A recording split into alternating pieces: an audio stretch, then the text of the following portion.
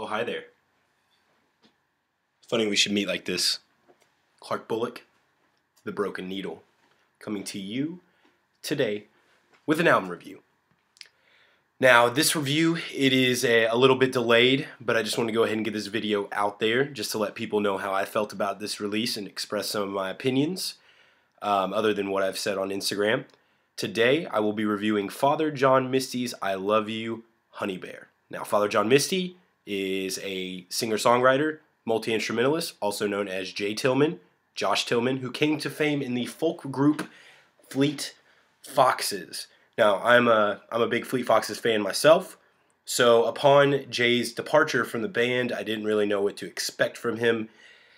He had released multiple albums as Josh Tillman, Jay Tillman, and then he released as Father John Misty, that pseudonym, Fear Fun, which Fear Fun I wasn't really a big fan of. I thought it was a little too run-of-the-mill, a little too typical of singer-songwriter and Americana albums.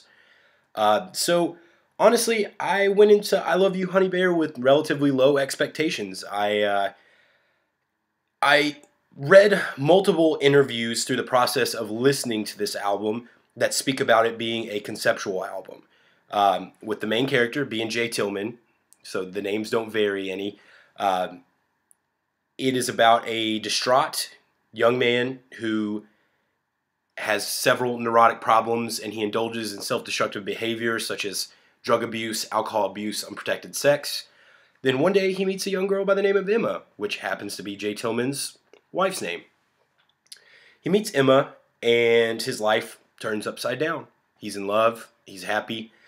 But then as the relationship progresses, they seem to develop between them some more neurotic issues. They run into paranoia and doubt, anger, sadness, and it starts to kind of spiral down. When it comes to some of the scenes in this album, some of them are pretty grim. I mean, there's one specific song that I believe is speaking about Emma having a drug overdose at Jay's house.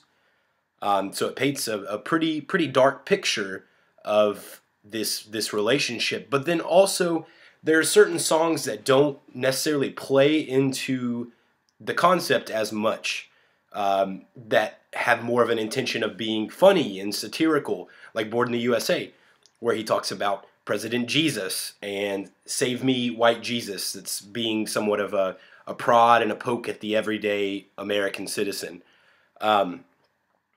So I go into this album, and first of all, the instrumentation on it is fantastic.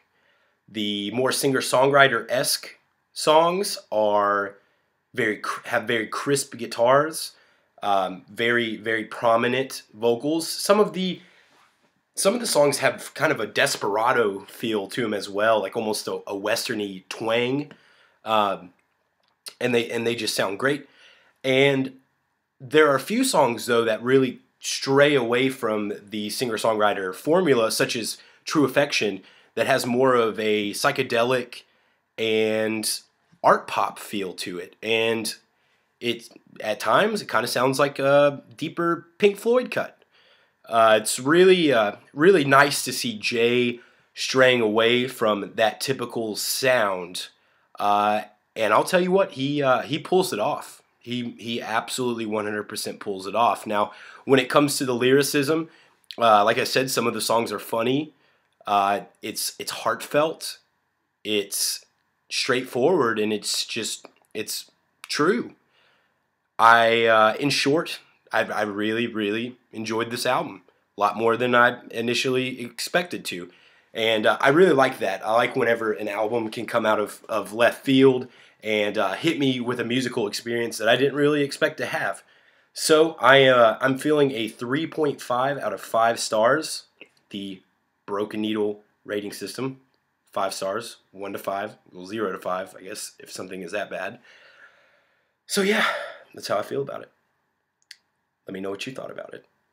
And subscribe. Follow me on Instagram if you don't already. And you guys just keep